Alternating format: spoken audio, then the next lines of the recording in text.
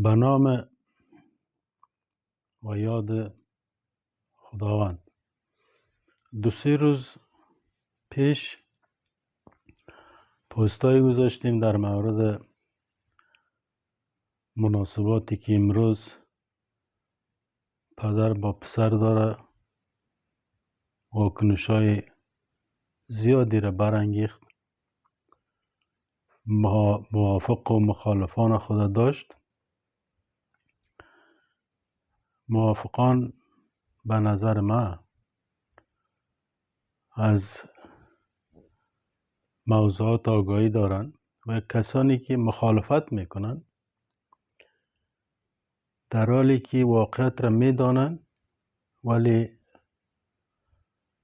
به قول معروف خود را به کوچه حسن چپ میزنن. بیاین 2-3 موضوع را براتان واضح و آشکار بگویم که شاید خبر نداشته باشین یا خبرم بوده باشین، از جزئیات از این خبر نبوده باشین. اول پیدایش طالبا، چگونه اینا حمایت شد، چگونه اینا در عرصه سیاسی نظامی افغانستان استخدام شدن. یقینا بر منافع کشور جنوبی ما شما بود که اینا را تجهیز، تسلیح و تعلیم داد، جای داد، اینا را حمایت کرد. هدف داشت. هدف پاکستان 5 چیز است، فراموش نکنین. موضوع اول به رسمیت شناسی خط دیورند. موضوع دوم قطع رابطه با هند. موضوع سوم هیچگاه حکومتی که در افغانستان است حکومت مقتدر نبوده باشه، باید گوش و فرمان پاکستان بوده باشه و تعیین سکتور امنیتی از این، خصوصا نهادهای امنیتی از این، وزارت دفاع، وزارت داخله، ریاست عمومی امنیت ملی باید به تصمیم یا به هدایت پاکستانیا بوده باشه. دوستای عزیز، موضوع چهارم هیچگاه بندهای آبگردان روی دریاهایی که از افغانستان سرچشمه میگیره و با پاکستان سرازیر میشه. تقریبا 30% زراعت پاکستان از این آبها آبیاری میشه، همانند دریای کنر، جلال آباد و سایر آبهایی که هیچگاهی بر از اینا بند ساخته نشه و پاکستان بتانه که شریانهای اقتصادی خود را از این طریق باز نگه بداره. و موضوع آخری هم باید حکومتی که به افغانستان است از ترانزیت کالا از آسیای میانه که به از طریق افغانستان با پاکستان میره یا برعکس از او از پاکستان به کشورهای آسیای میانه میره، هیچی مواد تجارتی است، هیچی از طریق مثلا گاز است، برق است و سایر موضوعات باید افغانستان هیچ گونه امتیازی از اینا از پاکستان نگیره. و موضوع آخری هم که به علاوه شده، بعد از معاهده که ننگینی که در دوحه شد، یکی از شرایطی را که طالبا پذیرفته بودن که به گروه های تروریستی نه در داخل افغانستان جای میتن و نه هم اجازه فعالیت میتن که یعنی TTP موضوعات آمد. حالی میایم روی موضوعات تشریحات خود کوتاه براتون عرض میکنم. اول این موضوعات را رهبرای طالبا، بزرگای طالبا با پاکستان پذیرفتن. پاکستان اینا را به خوشی خود 20 سال در بالای سر خود جای نداد. 20 سال در مقابل حکومت‌های افغانستان اینا را تسلیح و تجهیز و تعلیم نکرد، حمایت میکرد. هدف داشت صبح روز که طالب گفته بود که به قدرت برسه به اینا یکی یکی عمل میکنه. اول شما از این سکتور امنیتی. ببینین وزیر دفاع به خواست پاکستانیا شده. من ادعا میکنم اگر غلط باشه ثابت بکنن. وزیر داخله به خواست پاکستانیا طرفدار پاکستان. رئیس امنیت این شکل. روز اولی که رئیس استخبارات پاکستان به کانتیننتال به سرینا آمد چای خورد و این تصادفی بود، چی میکرد؟ در پیروزی که طالبان جشن گرفته بودن اینا می آمد. خیلی موضوعات را شما هم از این واقعیت هایی که امروز هست از او در جریان هستین میدانین. بعد از اینکه طالب میایه به قدرت میرسه در حدود 80 میلیارد دلار تجهیزات امریکایی به دستشان میفته، قدرت پول اختیار به اختیارشان میایه.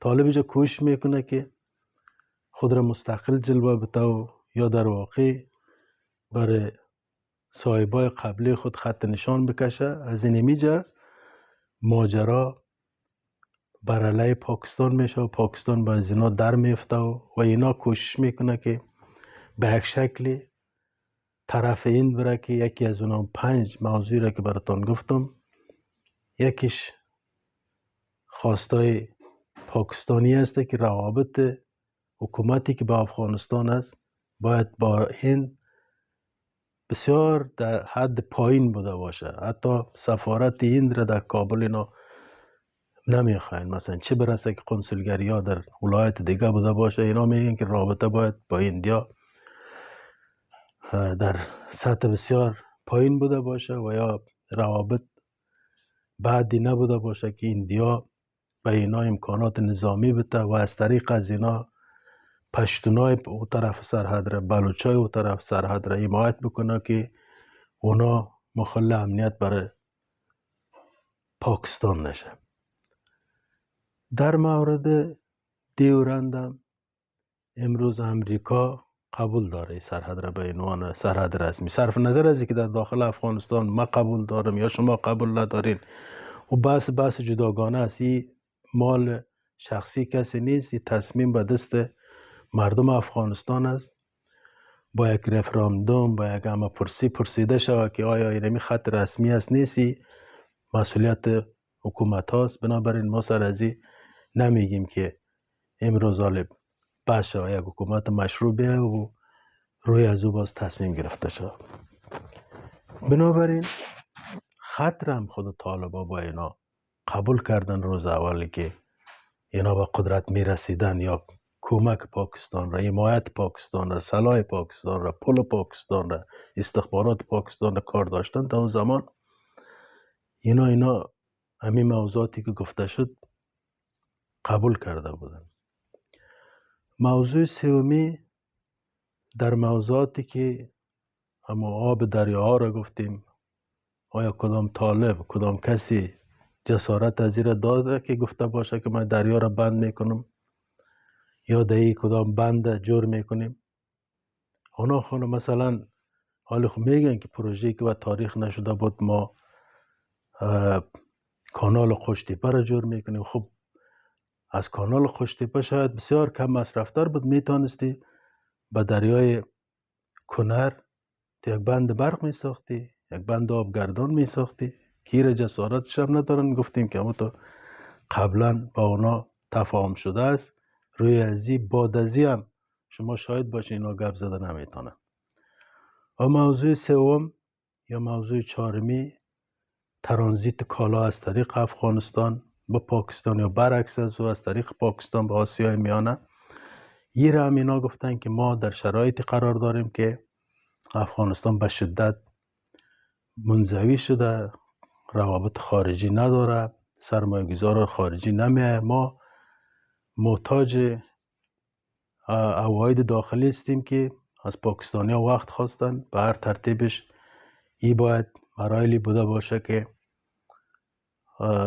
بعداً رویش کار گرفته میشه. از او خاطر پاکستانی ها بر از که این شاگردایشان وعده‌ای که برش داده نکرده، امروز سرشان فشار آورده، بمبارد هم میکنه، عملیات هم میکنه، اینا را حال قرارگاه ها یا امکانات نظامی از اینا را میزنه. محتمل برای است که بعد از این مرحله بعدیش از بین بردن چیرای که مخالف پاکستان بوده باشه، مخالف این تعهدات یا این عهد شکنی ها بوده باشه، اینا را از بین ببره.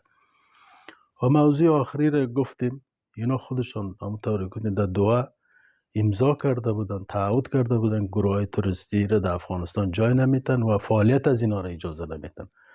شما شاهد هستین که پاکستان چندین بار مشخص اینا را گفت که اینا در کابل، در قندهار، در پکتیا، در جلال آباد، در کنر قرارگاه از ایناست. اینا عملا اینجا تعلیم میبینن، اینجا سربازگیری میکنن، اینجا به حساب لوجستیک امکانات خود پیدا میکنن، میان در پاکستان حمله میکنن به طالبا. بارها گفت و کسایی که در بین بودن، میانجیگرا، کشورهایی که بودن به خاطر به میز مذاکره آوردن یا صلح بین طالب و پاکستان کار میکرد، برای اینا پاکستانی ها گفتن که این عملا در این مناطق اینا حضور داره و در پاکستان، در اسلام آباد، در سایر نقاط، در پشاور، در راولپندی، در کراچی، در اکثر یا خصوصا در مرزهایی که با افغانستان است، اینا درگیر با نیروهای پاکستانی بودن، پاکستانی موضوع را گفتن.